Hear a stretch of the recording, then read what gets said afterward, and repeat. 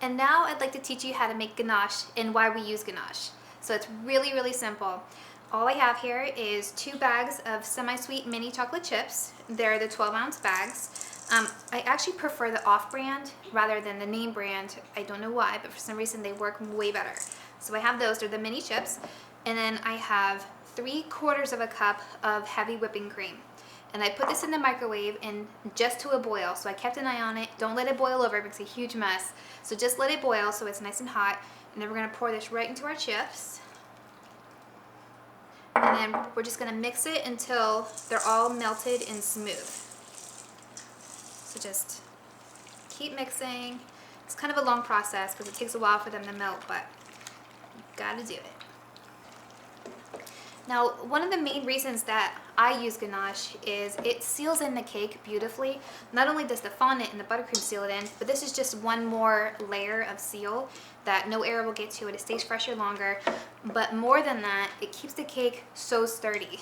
You can picture having a candy bar on the outside of your cake, how it's kind of hard, but it's still soft enough to eat.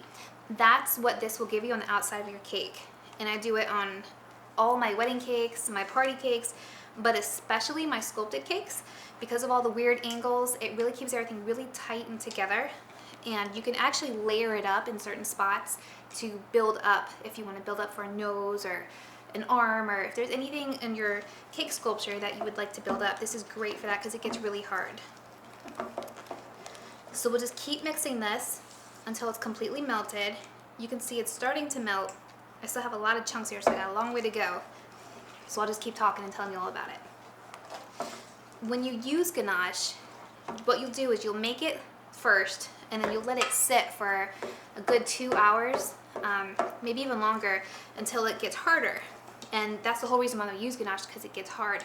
But if it gets too hard in the bowl, then you won't be able to use it. So you'll have to soften it up. The consistency that you're looking for is almost like a peanut butter. You want it thick yet runny enough to where you can still smooth it easily with your spatula.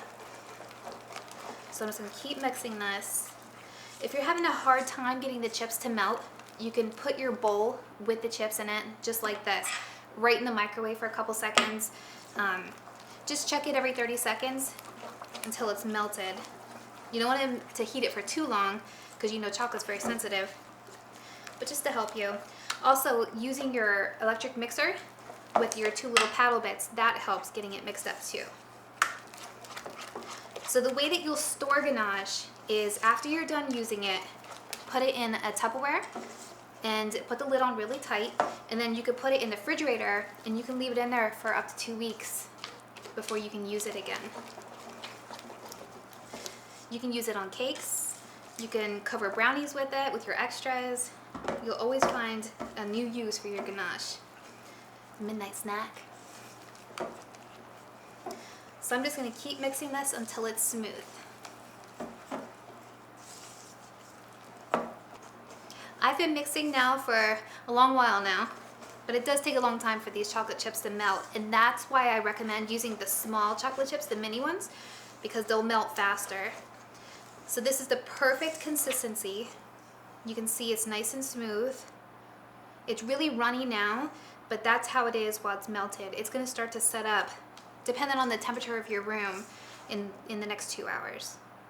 And if it gets too thick, don't forget you can just microwave it a little bit and just keep stirring it so you don't have any lumps.